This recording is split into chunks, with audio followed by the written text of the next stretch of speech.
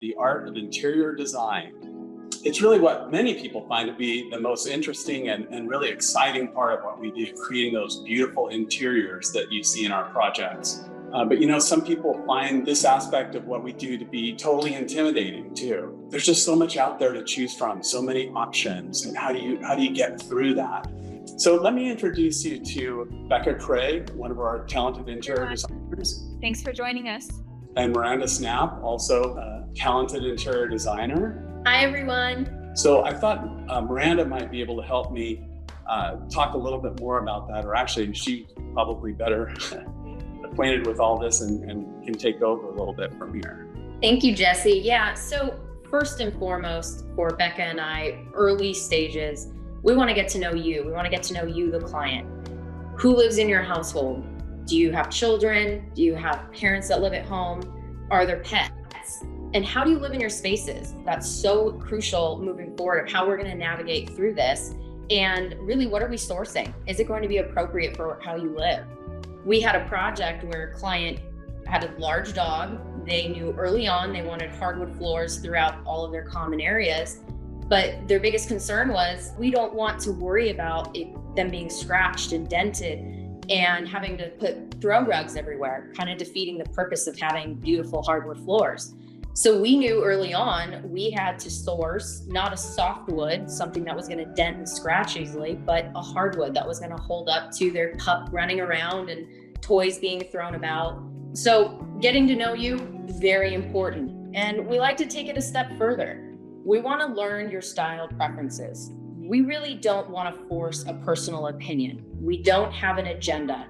We want to know your likes, your dislikes, what makes you feel comfortable. We will ensure that we give our professional opinion as we go through this journey, but we're not going to force something onto you. At the end of the day, we go home. That's your home. That's your intimate, personal space. We want to get to know, what palettes are you drawn to? Do you gravitate towards warm hues or cool hues? Do you love reds, but you dislike blues? We want to get to know that, because when we start to shop and we start to source materials, we don't want to bring you something that you dislike. So maybe you're sitting there telling me, Miranda, I can't verbalize to you what I like or dislike. I'm more visual. Okay, well, let's start to use some tools such as House Idea books or Pinterest boards, maybe magazine clippings. Let's sit down and let's start looking at visually some photos. Maybe there's a faucet you fall in love with, or a light fixture, something that you say and point to, I want to use this. I love this style. Okay, let's start to use that as we develop through this. Maybe you're sitting there saying, you know what? I found a photo. I love it. I don't know why I love it. I can't tell you certain details in it, but I love it as a whole. I love how it feels. It feels relaxing, spa-like, or it feels playful. Even all of that, that's going to help us as we go through this journey. That's going to be what starts to dictate, okay, here's our foundation, and how do we start moving forward? We're not limited to a certain style of design, and so our clients come to us and it's all different styles of homes. So that's always an inspiration too, is like we get to work on so many different unique styles of homes. I always think of the architecture of the home or the home itself as another voice in the whole conversation. We need to listen to the home as well, understanding the architecture and the space and the elements. We take all these conversations and these inspirations that we have in building your preferences, and we try to put little inspiration boards together or layouts with different materials to really hone in on details. And it really helps to see the materials next to each other and how they balance each other and harmonize, and you can touch and feel the textures, and it really gives you a great feel for what your room is going to look like. So when we get a little further into this is where we use a tool which we call our product selection worksheet. And essentially, if you think about it, it's basically a shopping list. It's a document that we put together, and it's gonna have a list of all the items that you, the client, and us need to shop for. So it's gonna have a faucet on there if we need one, if we need a mirror or sconces. And what we're gonna do is we're gonna populate our pricing. We have allowances that come from our total project cost. that we use as basically our guidelines. And so when we shop or I start to show you materials, I'm going to start showing you pricing as well and how that relates to those allowances that we've set. That way you can compare and you can see, okay, maybe we're a little over here, maybe we're right within, or maybe we're under. When we get to before construction, we hope that we have close to 100% of selections approved and finalized. The shopping process is different with every client. Some clients want to be fully involved and go shopping with us. Others do not want to do that. And something one of our team members always says, and I think it's a good rule, is if it feels like work to you, we don't want you to do it. So we have really great relationships with our vendors. We're constantly on the lookout for new materials, what's new on the market. We're also very open to client suggestions. We've had quite a few clients that bring a material to us or have somewhere they like to shop, and we love that. We have opportunities to do fully custom tile work and really make these things your own, one of a kind that no one else will have. So that's something really special that we're able to do.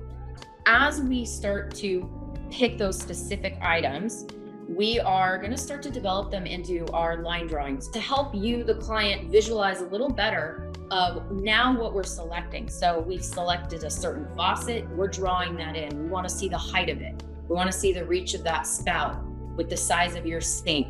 We're now looking at cabinet hardware and we're starting to put that on our cabinets. And for this particular project, the tile was the focal point.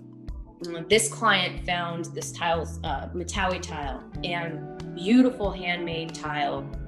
We wanted to ensure with this tile that with the layout, we didn't have cuts. So how we laid this out was to ensure that we did not have cut edges, because this tile has a pillowed effect to it and a little cushion like. Well, if we had a sharp cut, we're really interrupting the beauty of that, and we didn't want to do that. There were these beautiful little rosette deco tiles. You see those darker squares. We did probably 4 different elevations where we had different locations of those. So the client could see, okay, how is this looking? Okay, no, let's tweak it. Let's move it over a little bit. And then if you'll notice, there's no electrical outlets in that backsplash. Well, we did not want to interrupt that beauty of the tile. It's art, it's artwork, and we didn't want to interrupt that. So we ended up putting the outlets underneath the cabinets. All of these things, that's what we want to think through in working drawings. We want to make sure that we're figuring those details out so that we're saying, okay, we're feeling really good about this moving into construction. We can get this ordered and we can move on to other things. If you saw that beautiful Matawi tile and it had plug here and plug there and they weren't lined up with the tile, you'd notice it. You don't notice when they're not there. We found a way to meet the code. It's all very legal and proper, but we were able to maintain that beauty. And that's where that relationship comes in between not just you, the client, but also bringing construction and interior design and architecture together in this amazing kind of stew, you know? One thing I want to touch on that we also are really trying to be aware of are lead times. So for example, this tile tends to have 8 to 10 week lead time, maybe longer. We want to make sure that we're aware of what those timeframes are. And that's why it's so important. And so it's nice that we do it early on, because we don't want to limit you. If we get into construction and we haven't even thought about it yet, and you find this tile, now that could be affecting our schedule. And now you may be saying, oh, I can't do what I love. So, okay, I don't want to affect schedule. I don't want to prolong things. I'm just going to settle on something else. We don't want to do that. But even though we're in construction, it's not a fine line of, nope, this is how you decided in design development and that's the end all. No, at HartmanBaldwin, it's that evolution of the design process and honing in to the very, very end of getting the end result that you're ultimately happy with. That's our goal.